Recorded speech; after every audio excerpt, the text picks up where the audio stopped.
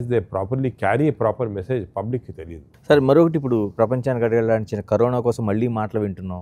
అటు థాయిలాండ్ కావచ్చు, మిగతా చోట్ల నుంచి వస్తుంది. మనకు కూడా దాదాపుగా ఒక 400-500 కేసెస్ అనేవి కనిపిస్తూ ఉన్నాయి. తెలుగు రాష్ట్రాల్లో ఒక 2-3 కేసులు ఐడెంటిఫై అయినాయి. ఎంత భయపడాల్సిన అవసరం ఉంది, ఎలా దీన్ని మనం ఎదుర్కోవాల్సిన అవసరం ఉంది? ఈ కరోనా అనేది మనకి మళ్ళా వస్తుందని కాదు, అసలు పోలేదండి, ఉండింది కానీ మోడిఫైడ్ ఫామ్లో ఉంది. ఇప్పుడు ఇంతకుముందు ఒమిక్రాన్ అంటాం కదా, కరోనా లాస్ట్ స్పీస్ ఒమిక్రాన్ అనేది మళ్ళా ఫర్దర్గా మ్యూటేట్ అయిపోయి JN1 వైరస్ అని వచ్చింది. ఇప్పుడు JN1 సింగపూర్ మన JN1 కూడా లేదు, యాక్చువల్లీ మనకి JN1 లేదు, LP అని వేరే వెరైటీ ఉంది. ఓకేనండి. ఈ JN1 LP ఇవన్నీ కూడా కరోనా వైరస్ నుంచి మోడిఫై అయిన వచ్చే వైరసెస్. ఇప్పుడు ప్రస్తుతం టుడే మన దేశంలో 256 కేసెస్, 257 కేసెస్. అవునండి, అది 257 యాక్టివ్ కేసెస్. దాంట్లో 120 కేసు కేరళలో వచ్చాయి, మహారాష్ట్రలో 30, అక్కడ 50. అది ఆంధ్రప్రదేశ్, మన తెలుగు స్టేట్స్లో ఓన్లీ హైదరాబాద్లో ఒకటి. మేము కూడా సర్వే చేస్తున్నాము, ఇంతవరకు అంత ఎక్కువ లేదు. ఒకటి. రెండోది, మనకున్న వైరస్ ఇమ్యూనిటీ, పాత ఇమ్యూనిటీ సఫిషియంట్. ఇది అసలు డేంజరసే కాదు, మనం భయపడాల్సిన అవసరం ఉందంటారండి. వైరస్ మనకి ఇమ్యూనిటీ ఉంది. ఓన్లీ క్వశ్చన్ ఇది, ఇప్పుడు గవర్నమెంట్ మనం ఏం చేయాలంటే whether other booster dose vaccine అవసరమా లేదా అని చూడాలి. ఎందుకంటే ఈ బూస్టర్ డోస్ కూడా పాత వ్యాక్సిన్స్ వర్క్ కావు. ఒమిక్రాన్ పైన అంటే వర్క్ చేసిండి, అసలు మనకి వ్యాక్సిన్ వేశారు, బూస్టర్స్ వేశారు, 1, 2, 3 అన్నారు. అంటే మనకి వర్క్ చేసింది కాబట్టి మనకి అంత మార్బిలిటీ మార్టాలిటీ కాలేదు. బట్ ఆ టైంలో ఈ ఫేక్ న్యూస్లు అవన్నీ చాలా వచ్చి చాలా అంటే దాంతోనే సైడ్ ఎఫెక్ట్స్ వచ్చినాయి. మనకి డయాబెటిక్, హార్ట్ అటాక్స్ అన్నారు. కొన్ని ఉంటాయి సైడ్ ఎఫెక్ట్స్, కొన్ని వచ్చాయి కానీ అంత మేజర్ స్కేల్ కాదు. మన large scale prevention of death కానీ మార్బిలిటీ కానీ వ్యాక్సిన్స్ వల్ల అయ్యాయి. కానీ ప్రస్తుతానికి ఈ వ్యాక్సిన్ కూడా నాకు అనిపిస్తుంది అంత అవసరం ఉండొచ్చు, న్యాచురల్ ఇమ్యూనిటీ వచ్చేసింది మనకి. ఓన్లీ థింగ్ ప్రికాషన్ ఏమంటే, మరీ చాలా ఓల్డ్ పీపుల్, ఇమ్యూనిటీ తక్కువ ఉన్న వాళ్ళు క్రౌడెడ్ ప్లేసెస్కి వెళ్తే, అంటే ప్లేన్స్లో వెళ్తే, ట్రైన్స్లో వెళ్తే, బస్సెస్లో వెళ్తే, ఆర్ ఇటువంటి హాస్పిటల్స్కి వస్తే అప్పుడు మాస్క్ వేసుకుంటే బెటర్, అంతే. దట్స్ ఓన్లీ ప్రికాషన్, వేరే అవసరం.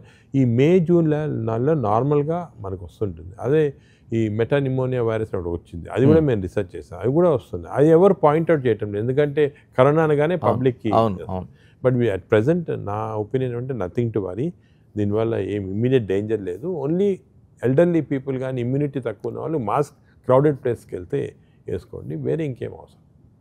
మనకి ఇప్పుడు హార్వర్డ్, హాంకాంగ్ తర్వాత మన గ్యాస్ట్రోఎంటరాలజీ ఏ స్థానంలో ఉందండి ఇప్పుడు? ఎందుకంటే ఏజీ లాంటివి చేస్తున్న ప్రయోగాలు కావచ్చు, కేసులు కావచ్చు, మనం ముందుకు వెళ్తున్నట్టు. మన దేశంలో గ్యాస్ట్రో చాలా ముందుకు వెళ్ళిపోయింది. నేను ఎందుకంటే ఆల్మోస్ట్ 150 కంట్రీస్ విజిట్ చేసి నేను పర్సనల్గా చూశాను అక్కడ. మాది I would rank it among the first 5. ఇప్పుడు నేను ర్యాంకింగ్ కాదు, మీరు చూడండి, Newsweek magazine, American magazine survey చేసి మన hospital number 1 of the 5 best hospitals in the world అనేది.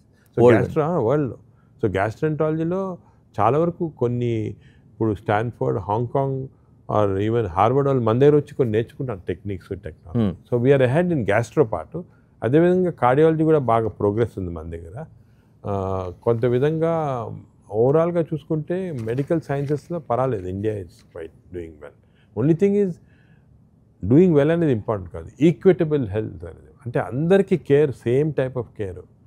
ఇప్పుడు కరీంనగర్ ఉన్న పేషెంటు, హైదరాబాద్లో ఏజీకి వచ్చిన పేషెంట్కు సేమ్ కేర్ ఉండాలి.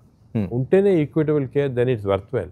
అదర్వైజ్ హెల్త్ కేర్ అనేది మనం కొన్ని ఏరియాస్లో ఇంకా అడ్వాన్స్కి వెళ్ళిపోవచ్చు, బట్ దానికి మీనింగ్ ఏమి ఉండదు unless people get benefited. Doctor గారు, చివరిగా చెప్పండి, ఏఐజీ ద్వారా నాగేశ్వరరెడ్డి గారి లక్ష్యం ఏంటి, ఎక్కడ తీసుకెళ్ళబోతున్నారు?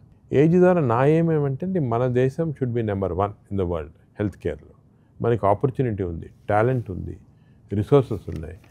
ప్రతి డాక్టర్ కూడా ఇలాగే బాగా ఆలోచించి మనం బెస్ట్ ఉండాలా, మనీ అనేది సెకండరీ వచ్చేస్తుంది, పేషెంట్ కేరు, రీసెర్చ్ ఇటువంటి దాంట్లో కాన్సన్ట్రేట్ చేయాలా అని కొన్ని సింపుల్, అంటే పేషెంట్ ఎడ్యుకేషన్లో కూడా షుడ్ టేక్ కేర్. ఇప్పుడు చాలామంది డాక్టర్స్ దే ఆర్ షై, మాట్లాడరు, టీవీ వాళ్ళతో మాట్లాడరు, పేపర్ మాట్లాడరు, అది దే ఆర్ వెరీ షై.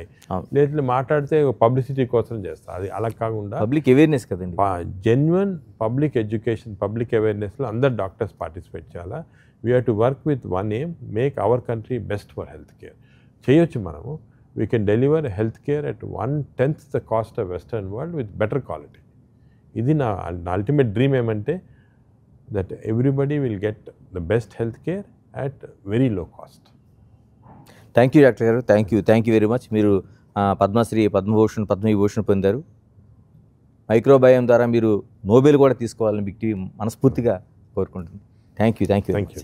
ఇది అంటే టోటల్గా ఒక్క మాటలో చెప్పాలంటే ప్రపంచంలోనే మన ఏదైతే మన ఏఈజీ వైద్యం ఉందో, మన గ్యాస్ట్రోఎంట్రాలజీ టాప్ 1కి రావాలని ఆకాంక్షిస్తూ, మరోవైపు ఏదైతే టోటల్గా సర్వేజన సుఖినో భవంతు అనే ఒక కీలకమైన మాట ఉంటుంది, అది ఆ వైద్యం అందరికీ అందాలి, అందుబాటులో ఉండాలి.